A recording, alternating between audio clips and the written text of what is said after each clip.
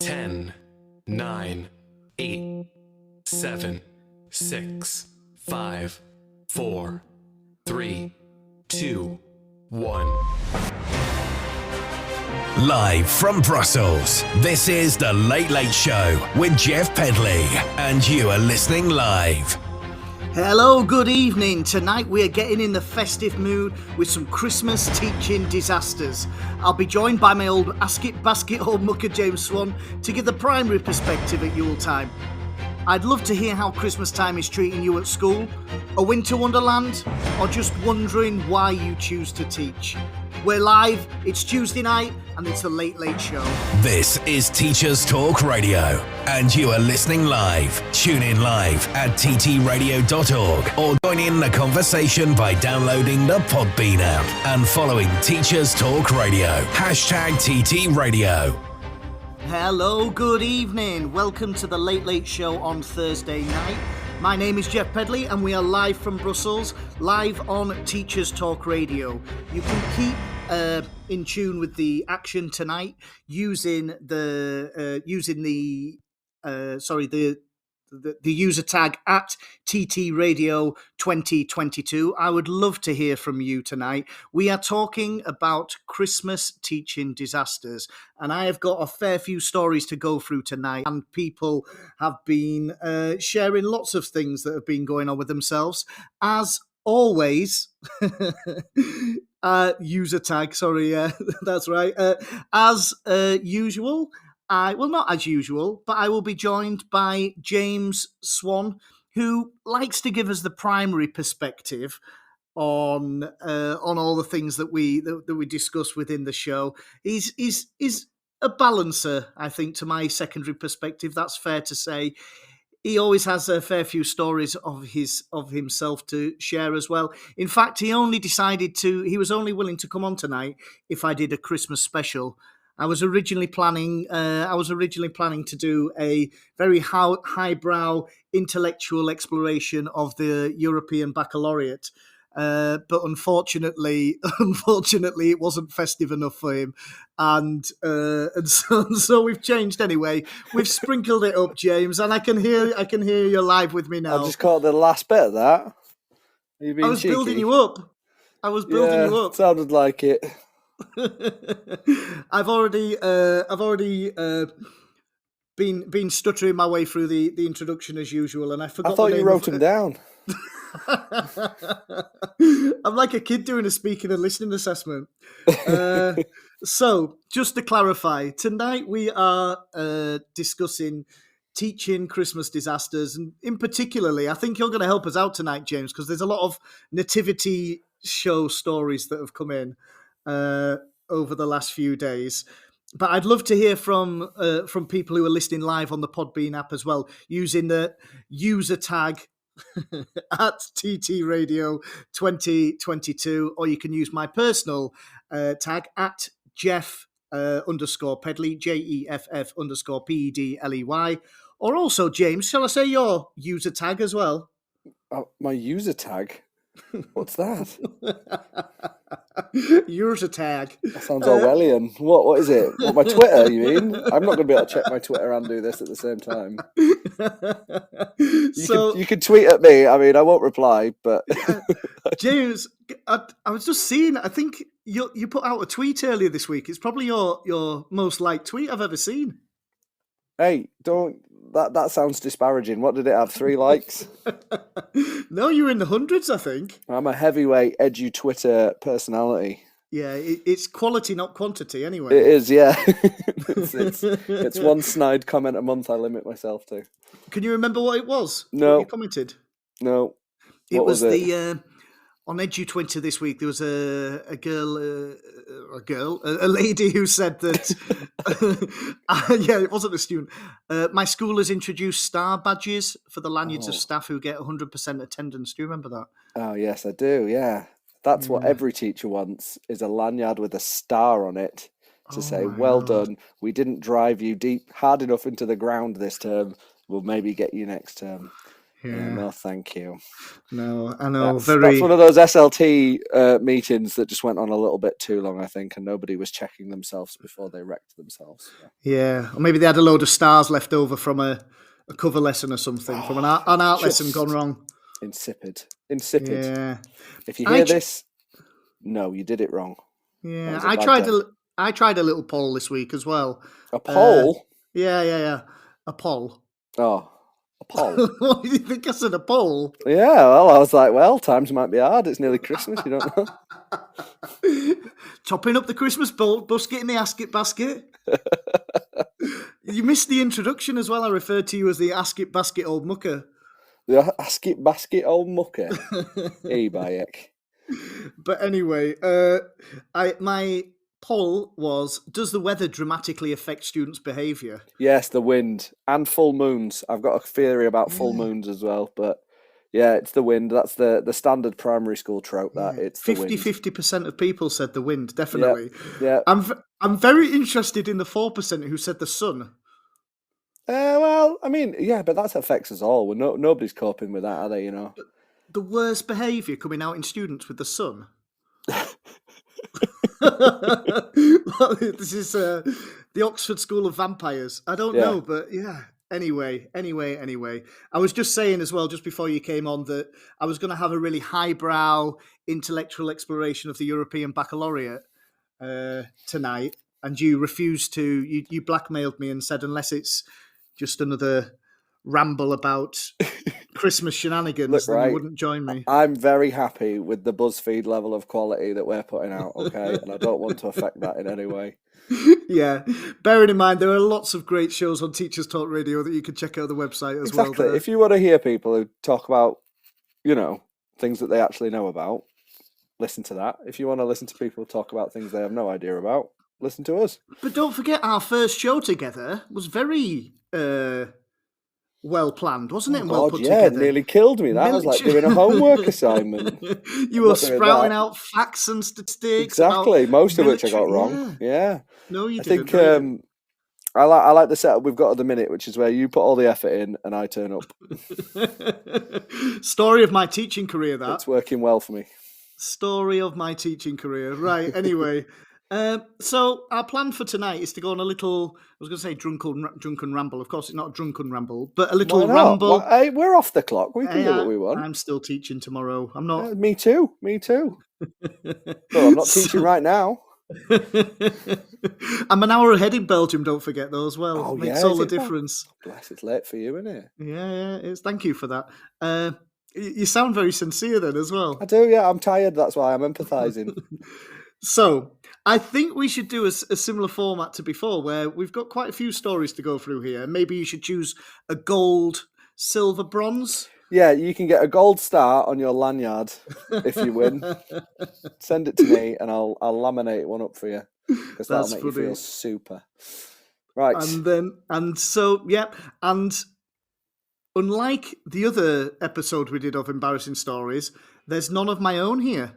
Oh yeah. I don't really have any either, I've never really taught that low. I've not taught low enough down for nativities. Really? But, yeah. I've done the odd year 6 leavers play. Done a couple of those. I've done a couple of Christmassy productions as well, but I've never done a full blown, baby in a basket nativity. I've never done one. Yeah. So I mean, starting with the nativity plays, I thought that all teachers got involved with it all the way through. Is it just Key Stage 1?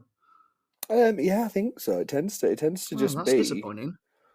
I mean, I've worked in different schools, so some schools I've worked in, it's just been the infant staff that have done it, or the class teachers. It tends to get assigned to certain year groups. It's like, right, year 1, you can have this, or you can have this. And so nursery tend to do some kind of Christmas thing. Yeah. Which is usually just, they put the nursery children next to a tree and desperately try and get through one verse of When Santa Got Stuck Up the Chimney before they all stand up and wander off. And then the year 1s and 2s tend to do the nativities. And then other ones I've been involved in have been like where they've done like whole school productions. So some children from every year have been involved, and it's just, but the problem is it's Christmas, isn't it? It's like at the end of the year you have a bit more time for it in terms of curriculum, but the Christmas one always seems to be really fighting against all the curriculum stuff that it's desperately trying to push out. So Yeah. I think that they're really nice things for the children. I think they're really nice things for the parents, and I think for teachers, it's a whole bundle of stress. But we do it anyway because we love it, don't we? I suppose. So you're in year 6 this year? I keep forgetting. Is it year 6 or year 5? 5. I've been in 6 for a couple of years, but I'm in year 5 this year. So in year 5 this year, what are you doing? Anything special for Christmas, whole school wise? Yeah, we've got a few things going on. So it's Christmas jumper day tomorrow. So I've had to go and dig that out. Oh no! Give that a spray with a Febreze. No, it's humming. It's humming, mate. It gets worn once a year. So it's Christmas jumper and Christmas dinner day tomorrow. I'm sorry, I don't want to get all one foot in the grove, but one foot in the grove.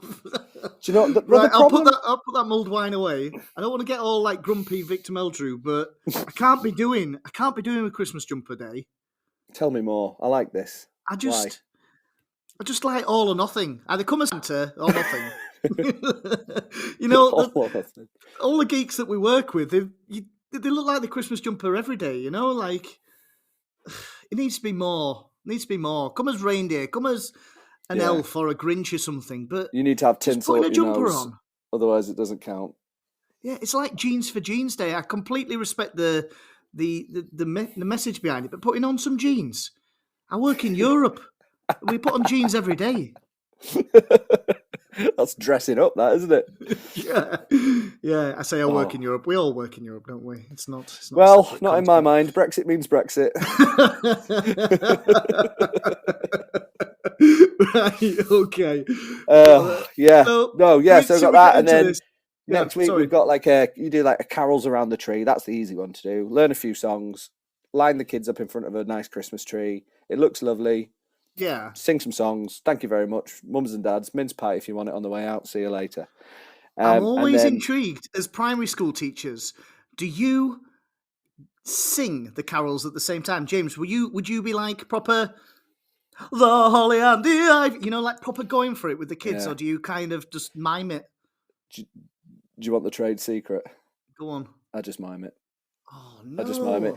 I'm not confident in my singing voice, Jeff. It's a bit of a sore subject, but I'm not one for it. I'll blast out a happy birthday if I'm pushed into it, but apart from that, you know, I tend not to be the most, you know, theatrical. I remember my teacher training.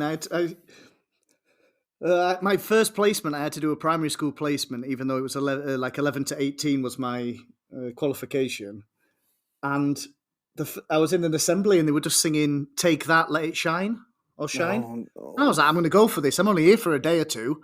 so yeah, just go for it. Like they're never going to see me again. You just blasted it out. Yeah. Refused to elaborate and left and never returned.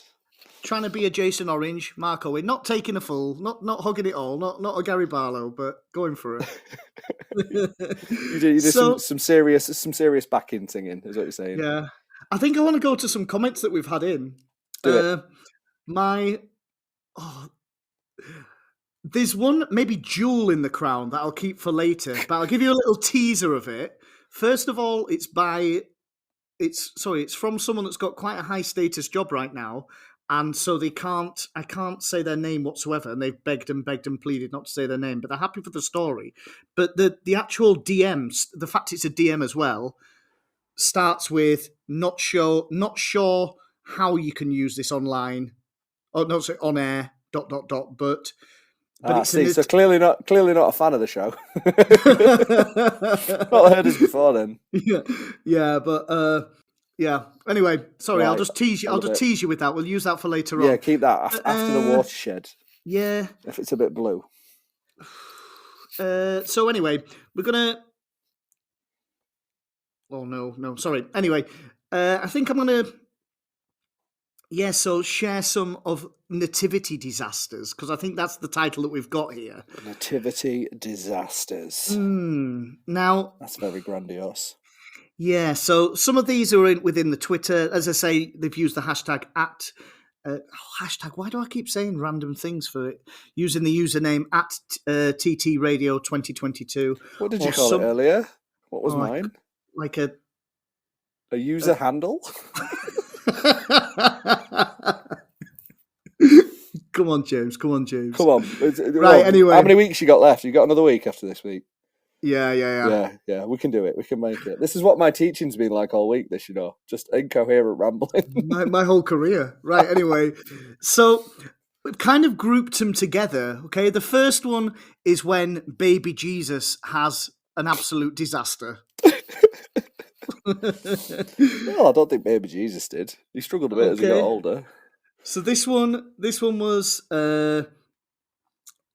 someone called Sarah. She messaged, apparently as Mary, this is what she did, age 6, she slammed baby Jesus' head first into his manger with a big thump on his head as we sang, laid down his sweet head.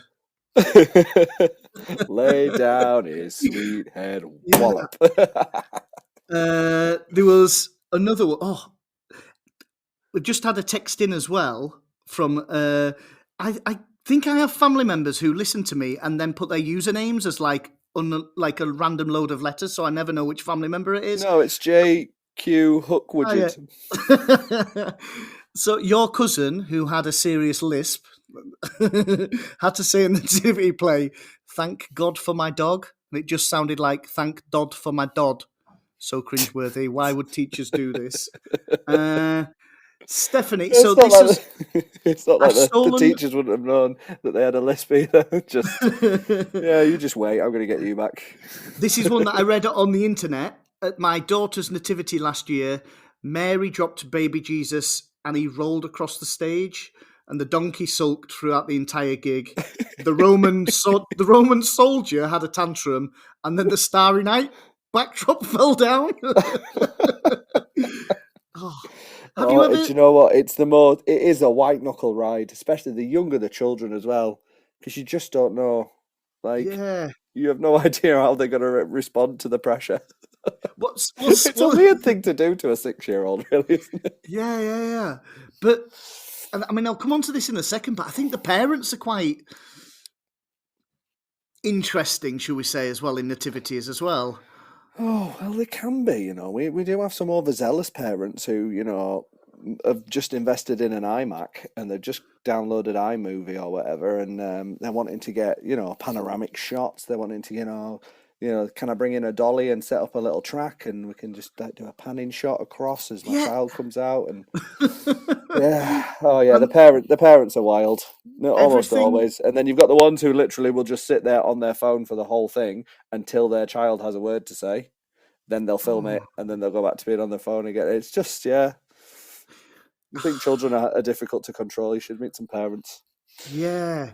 I'm reading this was someone called Andrew sent a message saying, if you want to see a group of grown adults acting like lunatics, go to a nativity play.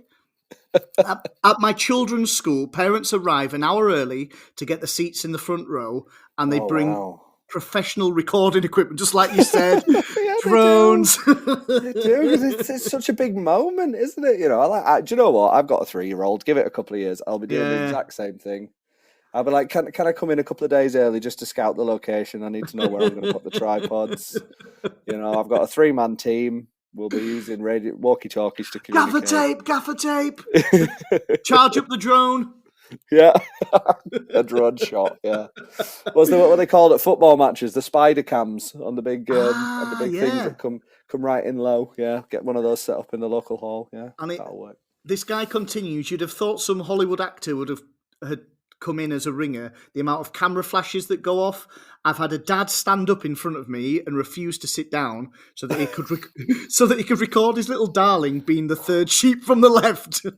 Yeah, you're the third sheep or the frog. Because that's what I'd like to ask you about. Again, I'm a bit out of my depth here as a secondary school teacher, but what's happened to all these astronauts and footballers and all of these people that were at the birth of Jesus that weren't in the original manuscript? Well, there's only so many times you can recreate the nativity, and some teachers, they get a bit leery. They download some script they found. Crocodiles, dinosaurs. Because you think, your average class is, 25, 30 children. Your average nativity, you've got like, 6, 7 good parts, really. The shepherds aren't particularly, don't really have much to do. So either you've got 20 narrators or you have to get creative. And some of these teachers that get creative, So our year 4s at the minute, they're doing one.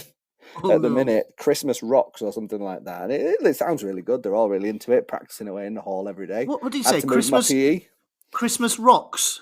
Something like that. It's got rock in it or something like that. I'm not sure. But we're not privy to the dress rehearsal until Monday, you see. So I'm saving up all my energy for it then. But I walked through today and there was a little kid and he was upset and I was like, "What's wrong?" And he was telling me, and something had happened at playtime. And I went, "And what are you doing in the play?" And he went, "Oh, I'm the Christmas frog." I was like, "Well, I'm sure you're going to make an excellent Christmas frog. You're going to do a really good job." So they're all madly singing these songs and doing these wild actions. And the teachers are looking very, very frazzled at the prospect of, they're 2 days away, 3 days away from parents coming in to watch it. Do you know what my favourite? Oh, sorry, go on. And I went, "How long is it?" And they went, "Oh, we're currently runtime's about 2 hours." Yeah. Because it's taking that long in between doing things. I was like, "Oh, you might want to cut that down a bit." Yeah, we know. It's one of the most stressful times of year, especially if you've got anything like that to do. I can't imagine doing it with adults. I can't imagine doing it with robots, actually. Never mind, like, with inanimate objects. When you said Christmas Rocks there, I was thinking, oh, that's fine. A bit of marble. There's a kid with a leather jacket and there's like some like rock and rolly sounds going on with it. I'm not sure. It sounds good though. For some reason in my head, I thought Christmas Rocks. Sorry, I'm being a bit too. Maybe my autism's come out here. I was thinking of just lots of kids just holding rocks. Just holding rocks. Yeah, this is my Christmas rock. Quick, get it out, get the camera out. But this is what I want to say. I can't remember where I saw this. If I can find it, I'll share it on my Twitter. But there was a school somewhere that had it was a parent writing that said that their kid was quite. The teacher said that her son couldn't behave during the nativity, so they made a specific role for him within the play. Would you like to have within the nativity? Do you want to have a guess what he became? You'll never get it.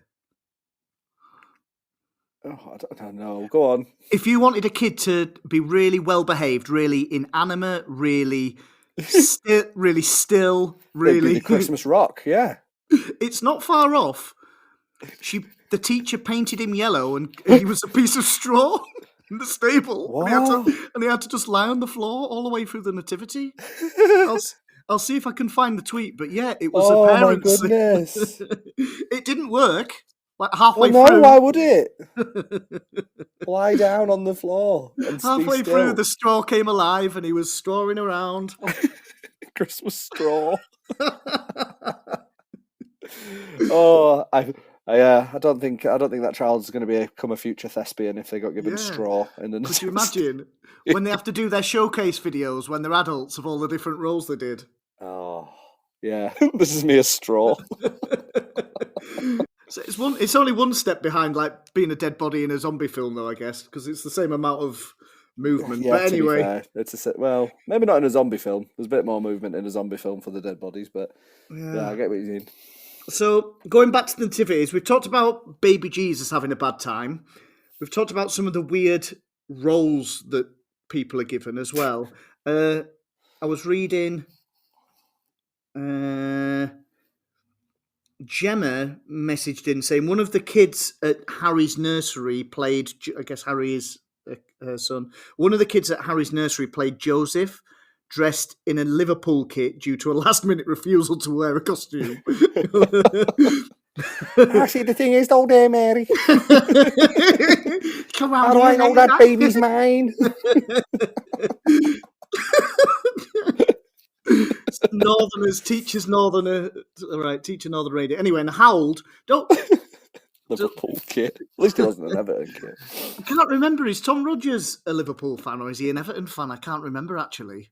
I have no idea who Tom Rogers is. One of the Teachers Talk Radio presenters. I can't remember. Ah, well, Glory Hunter. Yeah. Support a real team like Bradford City. Yeah, Barnsley. And howled. So anyway, he was wearing his Liverpool kit and he howled from the moment. I don't know if it. What does howled mean in this context? Well, like Is it cried, I suppose. I guess it cried, isn't it? Yeah. cried from the moment the wise men handed over the presents because he wasn't allowed to open them. And then, Oh, well, there's only one of them worth opening, frankincense and myrrh. I mean, I wouldn't know what to do with them. What do you do with frankincense? I don't know. What is it? What is it? What's myrrh? Is it myrrh? I don't know. I didn't know, and I was going to try and find a sound effect that was like a wind or a tumbleweed going. You know, like now that I've got my new soundboard, I couldn't. Maybe a crow. I don't know. But yeah, because I didn't know. I didn't have a clue what it was. But anyway, oh wow, it goes on a bit, doesn't it? So yeah, we've got going off script is not the best as well. Another role that I've never seen before, Christmas sparrow. Somebody had a sparrow in there. Sparrow, not a robin. A sparrow. No, that not well-known Christmas time bird, the sparrow. Have you got a sparrow on your little soundboard? It'll just have to be the crow all the way through. Christmas crow. Yeah. There's. Have you ever? We haven't really discussed this, but allocating roles. This is kind of a hot topic as well, isn't it, for primary school teachers? Oof, isn't it? Never have I felt so imbued with power as when I've been able to decide who gets the main role in a play. Ha! Ha! And how do you do it? How do you do it? Do they have to do auditions? Is it fair? Well, it's based on many things. So I do upper key stage 2, so I've done auditions in the past. I probably wouldn't audition the little ones. That might be a bit mean. However, it would be based on a number of personal characteristics. Do you have a golden button? Put them straight through? Yeah, exactly, yeah. So it would be based on the requirements of the role. Is there any solo singing? Is there any movement or dancing involved? Let it shine! Let it shine! You've got it. But it's also based deeply on like your proclivity to at any moment refuse to do as you're told and have to go on stage wearing a Liverpool kit. So you've got to take that into consideration, like how likely is it that this child may completely just melt down at any moment. So you've got to take all those things into consideration and then try your best. And there's always some roles and you just think, I'm just gonna have to give that person that role and it's not going to be great, but we're going to have to do it anyway, and like you say, it's the same as being in a department really in secondary school. It is, yeah. When you're doing staffing, for a big school, and you're like, who's going where? Yeah. Can they sing solo? Are they going to do what you ask? Yeah. Can you paint them yellow and they're just going to lie still and not complain? Yeah. You're going to be tree number 6. yeah, it is. It's tough. It's really tough. I'd say that's a good, when we do the year 6 production, it's a good hour and a bit of work trying to work out what everybody's going to do. And then you hand out the roles and you've got the inevitable tears. Yeah. Children that didn't get what they wanted or got something that, was way too much for them and they don't think they can do it. And then you're going to have to, cajole and develop their resilience. So this was on the Metro website. Somebody had complained about, well, not complained, but they talked about the way roles were allocated at their nativity. So somebody called Hannah said the day that our nativity play was announced, I went home. So this is as a kid, and proudly told my parents that I had been cast as Mary. I had never been in any school play before, so my mum just asked the teacher how I got in, how I got the part. Apparently, the teacher was really puzzled and said that the roles hadn't been allocated yet. I just decided I was Mary. Yeah. But no one wanted to upset me, so they just let me do it, and it remains just manifest. It's my biggest role to date. She says. You go. There you go. That's how it works. I think that's how it works on some film sets as well. I might go into school tomorrow and just go, I'm the head teacher. I'm the head teacher. No one wants and to everyone will me. Feel so bad for you that they'll let you do it for a day. No one wants to upset me. Yeah, exactly. I like that 6-year-old manifested and just went and, they saw what they wanted and they went and got it. Self-fulfilling prophecy. Yeah, it is. Yeah, it's that thing that what's his name used to do. Noel Edmonds, when he used to write things on his hand. She Noel Edmonds the way into Mary. Yeah, I like it. I'm so confused. Noel Edmonds. What? When Noel Edmonds was the presenter of the Deal thing, what's it called? There's the boxes. Deal or No Deal. That's it. Yeah, he used to write words on his hand, on like the underside of his palm. Okay. And it was him manifesting things from the universe. He wrote a whole book about it, I think. Really? He was like, I want this, so I'm going to write this word, and that means this, and it's going to come to me. So yeah, manifest. And you've never Noel Edmonds. Was Noel Edmonds ever popped up in a nativity? He better not do. Constant surveillance for that man. Right, we're gonna have a little break. Sorry, we're gonna hear from our sponsors for a moment. Is it that time already? But just before, it goes really quickly, doesn't it? But just before we go, by the way, we've had a text in from Jill said Murph is Frankenstein. Sorry, I can't read it. Myrrh is Frankenstein, an aromatic plant resin used for incense and perfumes. Voila. There we go. An aromatic plant resin. Yeah. If the wife's listening, that's what I want for Christmas. And we've got... I really hope she's listening. She's not. She's definitely not. She listened to the first one. She was like, oh, yeah. And now she's watching Hollyoaks. Yeah, but the first one was too serious, wasn't it? Right. Anyway, so we're going to have a little break and we're going to hear from some of our amazing sponsors that we have on Teaching Talk Radio. James, I'm going to mute you for a bit, not because of the quality of your conversation, but just so you don't... Yeah, and also you don't want to hear the sound of me peeing. Say anything inappropriate. And over this week as well, we do have amazing shows on Teachers Talk Radio as well. On Friday tomorrow, we've got John Gibbs at 11 o'clock. On Saturday, we've got Flora at 11 a.m. on the Spaces. We've also got Reem, who's been doing an amazing job on Saturday nights at 8 o'clock. She's going to be talking about teaching about British overseas territories as well. And on Sunday, we've got a jam-packed day. I think we've got about 4 or 5 different shows going on throughout that day.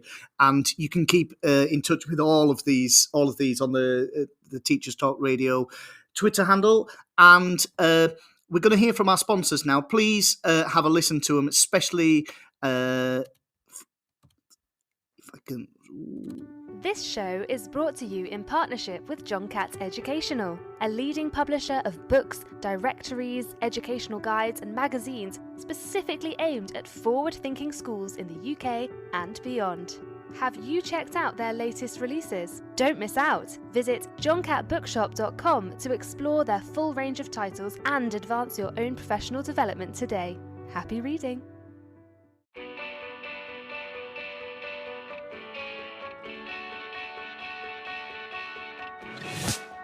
This episode of Teachers Talk Radio has been made possible with support from Witherslack Group, the UK's leading provider of SEN education and care. They're here to support you too through an ever-growing offer of free resources, including webinars, podcasts, articles, and events aimed at supporting teaching professionals like you. Visit their website at www.witherslackgroup.co.uk to find out more. This is Teachers Talk Radio, and this is Teachers Talk Radio News.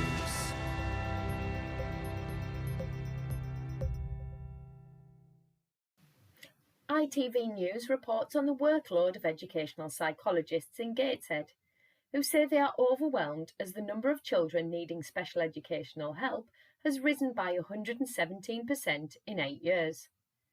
This has placed a strain on SEND services in the area, but the load has been especially large for EPs. Deborah Mason, Service Manager for SEND in Gateshead, said that there had been a wait for some people to complete their doctorate, although assistant ed psychs have been used to enhance the team. This report comes shortly after the Secretary of State for Education in England, Gillian Keegan, sent a message to the education and care sector about SEND reform. In the message, Ms Keegan said she believed that pupils and students should always be able to get a high-quality education and receive the right support. She acknowledged the challenges of a complex system, but said that her department wanted to take time to listen to children and parents, as well as those in the system, before publishing a response to the SEND and Alternative Provision Green Paper. An improvement plan would be published in the new year, she added. Part of the plan would include investing £21 million into training 400 more educational psychologists. For young people in areas like Gateshead, this funding can't come soon enough. The BBC News website reports on claims that the University of Derby has suspended a student for taking her baby into lectures. The female student is halfway through a degree, and a tutor had agreed to her taking her son to lectures as a short-term measure, but this was later overruled. As the student was breastfeeding, she felt she had no option to continue, but was suspended 2 weeks ago. The student believes she has been discriminated against because she has a baby, but stated she had never allowed her son to disrupt the learning of others.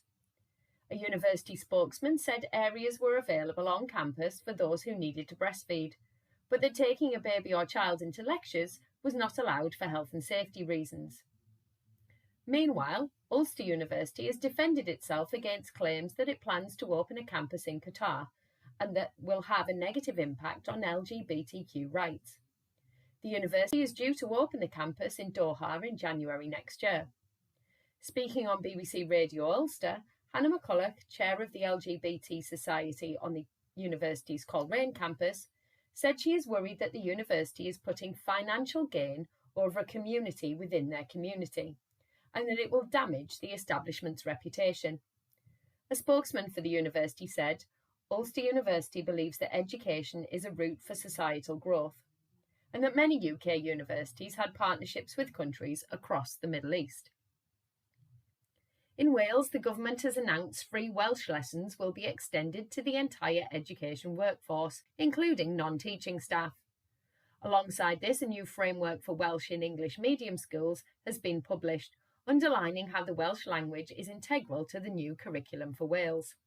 A sabbatical course is also available for teachers to learn or improve their Welsh. Minister for Education and Welsh Language, Jeremy Miles, said, "We want everyone to enjoy using the Welsh language. We are ambitious for our language, and I am pleased to be able to extend the offer of free Welsh lessons to all school staff." Finally, in a week that saw the release of Department for Education statistics, which show a 20% drop in those entering the teaching profession, many media outlets comment on the possible impact on young people. The number of entrants to initial teacher training fell from 36,159 to 28,999 between 2021 and 22 and the 2022 to 23 training years. The government attributed the fall to the reduced number of new entrants and an increase in the target. But critics pointed out that the government's recruitment targets for secondary school teacher training has been missed in 9 out of the last 10 years.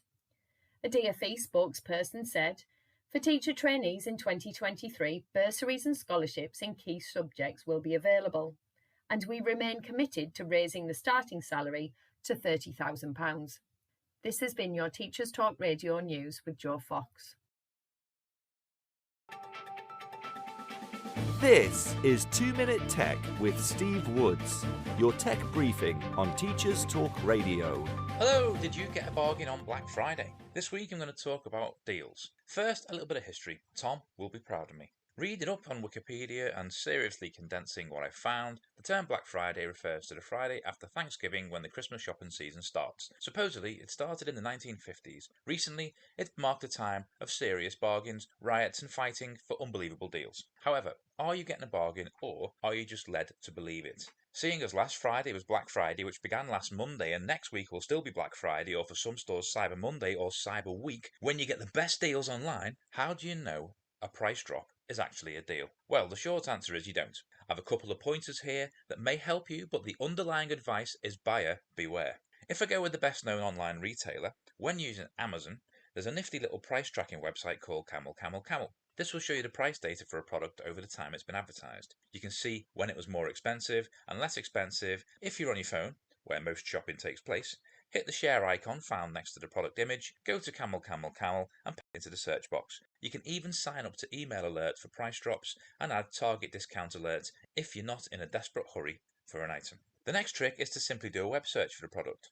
You may find it cheaper in a large supermarket store, and although you may need to go and collect it to save on postage, it may be worth the journey. There's also hundreds of coupon and price comparison sites where you may be able to find further discounts. The only caveat being the time you spend researching may actually outweigh the saving you make. I return to my initial warning. Buyer beware. I hope you get a deal leading up to the holiday season. As always, I'd love to hear your favourite shopping online tips. Let us know at TTR2022. I'm Steve Woods, and that was 2 Minute Tech. 2 Minute Tech with Steve Woods, your tech briefing on Teachers Talk Radio. Hello, good evening, and welcome to Teachers Talk Radio. It is Thursday, the 8th of December. My name is Jeff Pedley, and tonight we are talking about Christmas teaching disasters and just teaching at Christmas generally, really, the good, the bad, and the ugly. And you can keep in contact with the conversation. We are live on Podbean app, and on the Podbean app, you can text in through this. You can contact us also using the Twitter handle at TTRadio2022 or my personal handle at Jeff_Pedley, JEFF_PEDLEY. And I am ably joined tonight by my Ask-It Basket old mucker, James Swan. Ably joined, indeed. Although the Ask It Basket old mucker doesn't make much sense unless you listen to the embarrassing stories episode we did last month, though, I guess. Yeah, the Ask It Basket. Yeah. The Ask It Basket. Yes, we need to be more southern, don't we? Ask It Basket. And as I've said earlier, you can contact us on Twitter. We'd love to hear from you, especially in regards to any stories that you've had. James, I've got a few that I'd like to share from Twitter. Actually, I have a burning question to ask you first, though. Go on. Have you ever been asked to dress up as Santa Claus? Yes. At school? Every year. Have you? Yeah. See, I didn't know if it was a primary thing or what, because obviously tend to be one of the only males. So it has to fall on me to be the one that goes down to nursery in year 1 and year 2 with dressed as Santa, but we've still got my trainers on. Yeah. And walk in and they look and go, oh, look, it's Mr. Swan. Straight away. But that's fine though at primary school. Yeah, it is. I just think it's a bit weird at secondary. Yeah, what are you doing? Why are you subjecting your year 13s to that? That's what I want to know. That's what that links to earlier. That's why you don't like Christmas jumpers. You like to rock up in a full Santa suit. Maybe. And to be honest, as I say, the school I work at doesn't have any dress code, so I could come as Santa every day if I wanted. Well, really. It's Belgium, isn't it? The Belgians don't know what a dress code is, do they? Or, in Belgium, going off on topic a bit, but go on. Well, going away from schools, but just Christmas generally. The first year I was here, and I had my first Christmas here. It's a big shock getting used to opening all the presents on Christmas Eve. I still can't get my head around that. Yeah, I'll be honest, that's wrong. That. Yeah, it's not on. I went round to the in-laws, just expecting a Christmas Eve snack, Christmas like Eve, a light meal before the big party. Yeah, so anyway, some nibbles. The father-in-law pops out a present. Here's Happy Christmas. I'm like, oh, thanks. A bit early. I'll put it under my chair. And he's like, no, you need to open it now. I'm like, well, and then, by the way, I've only got, then this is your present. I'm not like the present of the day. I'm like, I need to open it now. Yeah, what are you going to open in the morning? That's what I mean. So Christmas Day gets squashed into Christmas Eve. You have the food and you have the meal and you have the presents on the Christmas Eve. What do you do on Christmas Day? It's just like a Boxing Day. So double Boxing Day. What's the point of that? Doubled up. No. Yeah, these kooky Europeans. I'm not having it. The weirdest thing is my town. Because we're in the Dutch-speaking town, we don't have Santa Claus. We have somebody called Sinterklaas. Oh my goodness! I'm so glad you said that. So I said to Aline, some other unsavoury Dutch Christmas characters. Yeah. We're not going there. I spoke to my wife. I was like, Santa Claus. She went, no, it's Sinterklaas. It's completely different. Sinterklaas. What do you mean it's completely different? And he's like, He dresses up. He's got a white beard and a red coat, black boots.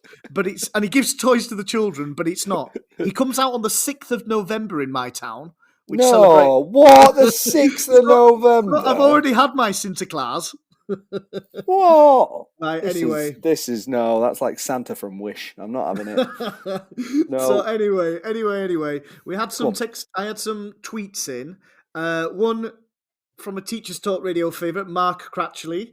He said, "In my newbie days of PPAing, I was left with the task of making Christmas cards with Year 4. Didn't use trays to catch the excess glitter. It was in the carpet for months afterwards, and that teacher never left me in the art lesson ever again." No, it's not that you've got to worry about. It's when the cleaners come in at 3:00 and they look at the floor and they look at you as if to say, "You're cleaning this up." Yeah, I've had glitter explosions before as well. Yeah, it's beef there forever. You never get it out. Oh no. There'll be like a nuclear war and there'll still be glitter in the primary schools. There'll still be glitter in primary schools. You can't get rid of it. And at Miss Darby sent in a tweet as well. Buying a pre-made past the parcel for a Year 4 class was a disaster. Pre-made past. I'm sorry. Can we just appreciate the level of laziness in pre-made past the parcel? But even still, it's a right minefield there, isn't it? Because what happened with the pre-made past the parcel? Do you want to have a guess? I mean, a pre-made past the parcel. So it was adult. It was aimed at adults. It was aimed at adults. So one of the jokes, so this is Year 4, passing the parcels round. One of the jokes was, the person next to you is a cracker, pull them. Oh my goodness. Thank the stars. She says, thank the stars above. They didn't understand. Big lessons learned that day. So you don't have to CPOM it if they don't understand. You got away with it. That's how James Swan became a safeguarding officer. Right. Okay. So I've got a few things I'd like to discuss before we get onto this fine. I liked it the other time when you said the jewel in the crown of the embarrassing stories. I'm still on the edge though. I'm not sure whether I can say this one or not. Well, I would always on the side of whatever the opposite of caution is. Right, we can edit it out later. Right, anyway, so we say that every podcast. the end of term lessons. Moving away from nativity a bit. I remember on a show with you previously when you weren't a fan of DVDs at the end of term. I don't mind them, but I've made this mistake in the past. What you mustn't do is come off timetable too early. It's a very fine balance, and it's different every year because you've got a different class. Some classes don't mind it. Some classes respond really, really badly to not having as much structure in their day. Yeah. So if that DVD is going to come out, you have to, that is a bed that you are going to have to lie in for however much time is left until the end of the year. See, I've got the opposite problem in Belgium now. I have to try and fit some work in amongst all the DVDs that I've shown all year. I'm joking. I'm joking. If my director's listening, sorry. Finish what you were saying. So, I'm a big fan. I'm a big fan of a DVD, but I will probably next week in the final week I'll be working up until, Thursday afternoon, probably. Thursday afternoon. And then Friday it'll be like Christmassy activities. But we'll only be in the classroom for like an hour on Friday because it'll be off to watch this, off to do this, off to sit by the tree and sing and do whatever. So, but I think be very careful about when you decide to take your foot off the gas with them, because some classes can really lose their minds when they're like, what are we doing this afternoon? I just thought we'd watch a DVD and eat a bit of popcorn and then Yeah, I think for me what's always worked when you've got a DVD that's got a really strong educational background, but something that's got a lot of content that you can still do stuff with, that you can learn a lot of, that's like Mel Gibson's The Passion.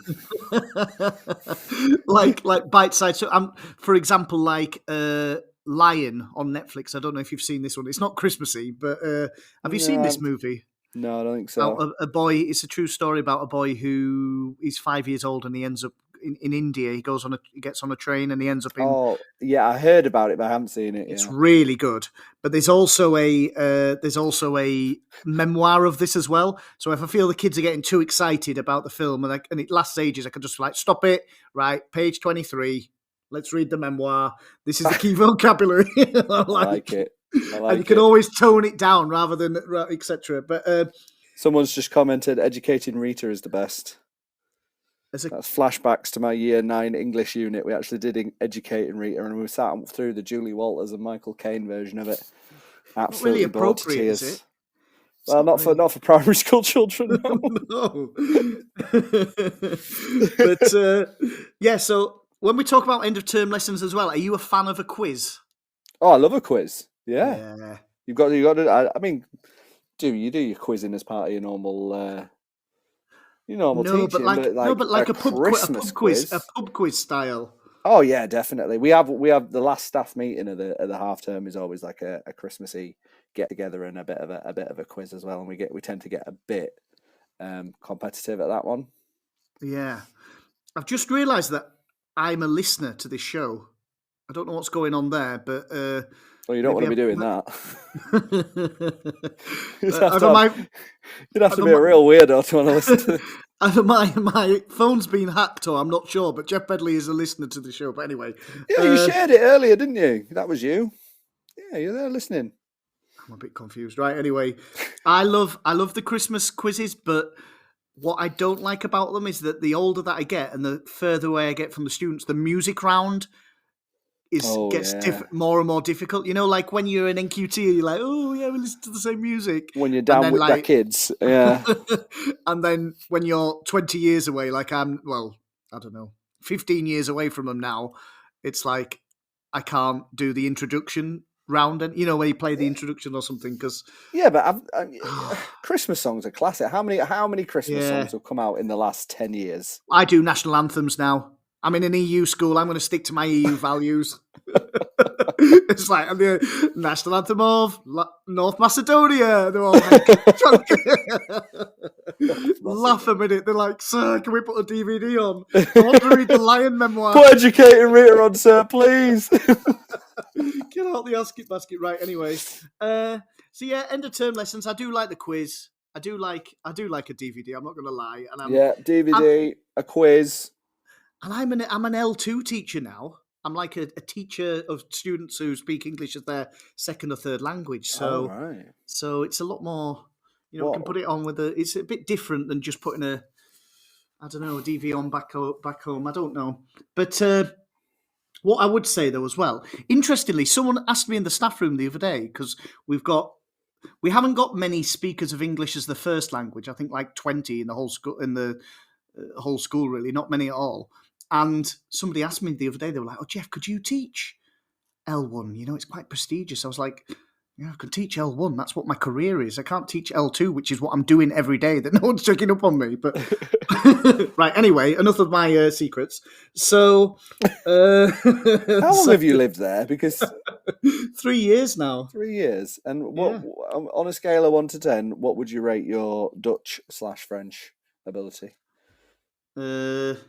Mijn Nederlands is uitstekend, omdat ik spreek Vlaams elke dag. Ik woon in Aalst, dus it's a beetje moeilijk. Contra. No, that was the Dutch. Just re contra. See, that's a callback. You see, that's a callback to another episode we did. What I just know a lot of teaching phrases in French, so they do like a class council where you have to. It's really weird, but at the end of the year, you have to vote whether the kids go up a year or they get relegated. And I know "je suis contre" is "I am against." Yeah. So if a kid comes along, you've told me this story. You've told me this. Yeah. Oh, okay. That's what I was referencing. I'm trying to steep this podcast deeply in law. We're interconnected in these episodes, but it's not working. Okay. Well, we are. Remember. How was the Ofsted, by the way? Ofsted. Yeah.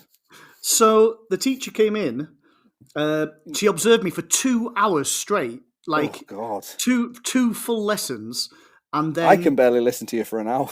I know by these listening figures, you're not alone. But but by the end of the at the end of the observation, so I went up to her. She had a page of notes, and I said, You know you can stick them, don't you? and she'd flown over from Poland to do the observation.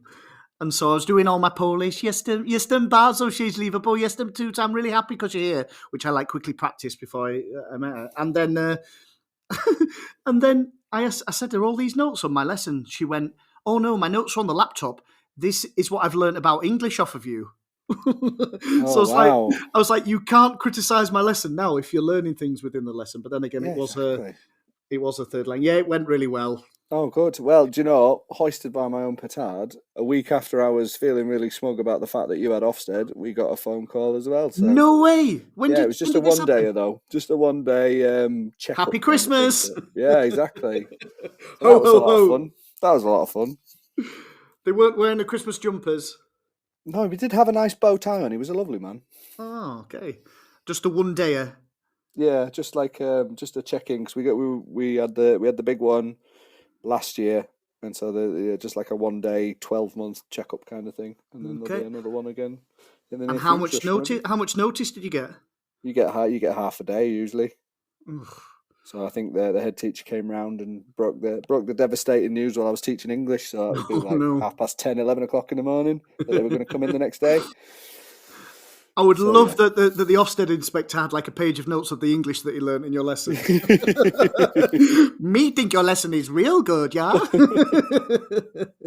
So, I've got to kind of wrap this up in the next couple of minutes. We need the jewel, don't we? Yeah. The last thing I was going to say, though, before I came on, I don't know if we can use this jewel, though.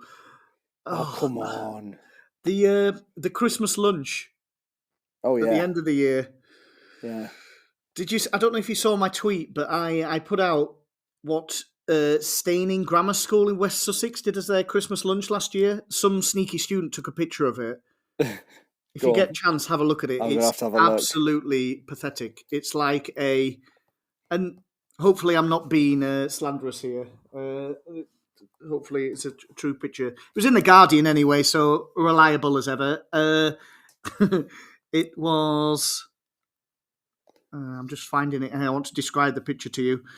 So it's basically two unbuttered, a bap in half, unbuttered. Hang on, bread.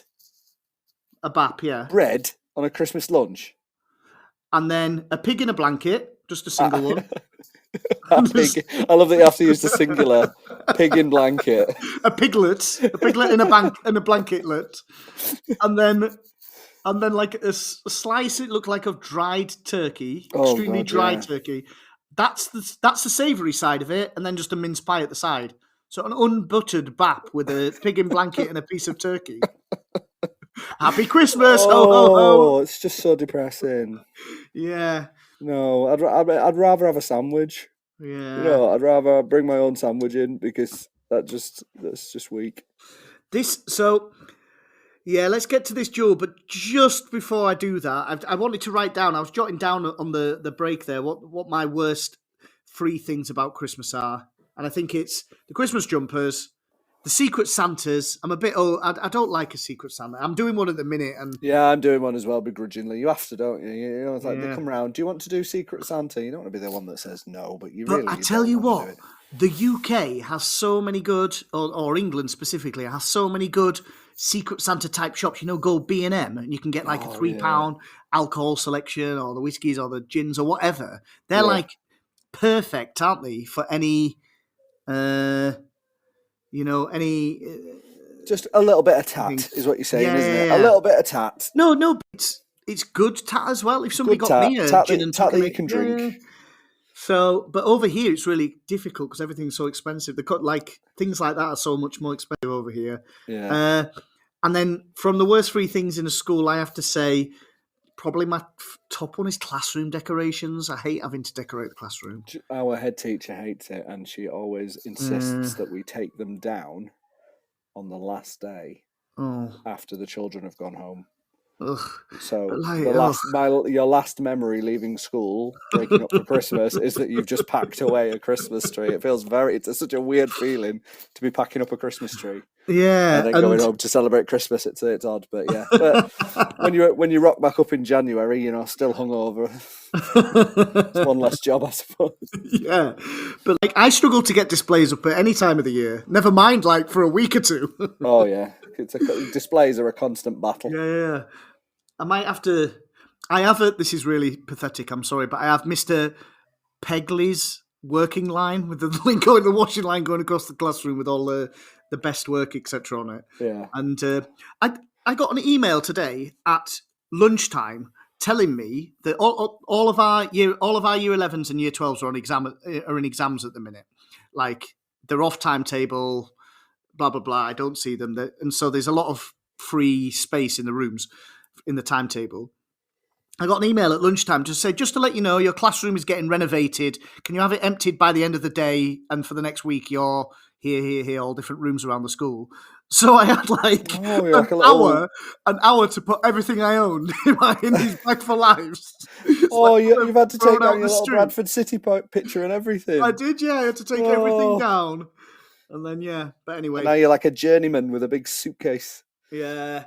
My top 3 things for Christmas quizzes, I've said already. I love a Christmas quiz with the students. The staff Christmas party. Oh my God, those teachers that are so dry all year. Give them a few G's. Yeah. Oh, that's where it gets exciting. I'm sworn to secrecy on several pending court cases based on staff dues. The slow release of gossip all year, perfect for me. And then, a year's worth of gossip, and then probably the half day on the last day. I always have to explain myself. I am a good teacher. I'm a professional with a decent career. However, I do like a half day last day. Oh, we have a 2 p.m. finish, so it's an hour early. Yeah. On the last day as well, and it's the first school I've ever worked in where I've known that that's a thing. You have a 2 p.m. When I worked in the UK, my school finished at 2:30. Well, we normally finish at 3, but on the last day of term, on the last day of each big term, we finish at 2. Yeah, so it's 2 o'clock finish. Yeah. On Friday. You're not going to like this. What I say next. Gives me an hour to take the Christmas decorations. Yeah, it's just an hour just picking up tinsel and glitter on the carpet. Picking up glitter with tweezers. Yeah, Mark Cratchley's been here again celebrating Christmas. Bar humbug. But because the system I work in now is completely different, where I don't need to be in school when I'm not teaching. So a half day is nothing. Today. Yeah. I started at 11 today, and I finished at 1:30. So it's like so half your kids are off timetable. You rock up at 11 and leave at 1:30. I stayed an hour putting stuff in a Bag for Life, and all you do is play DVDs. I love it.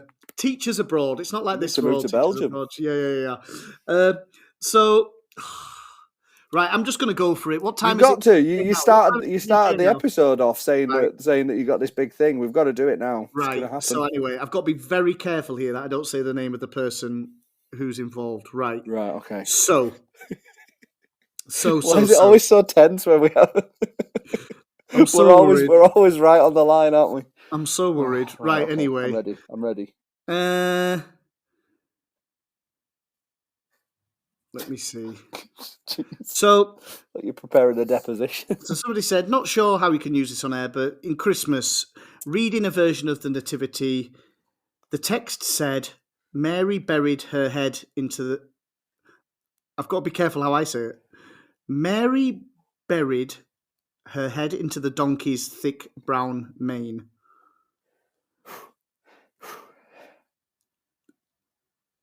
But the words that came out were different. I'm just going to leave it like that. I don't need to say anything. No. This will take me a minute. I'm tired. Hang on.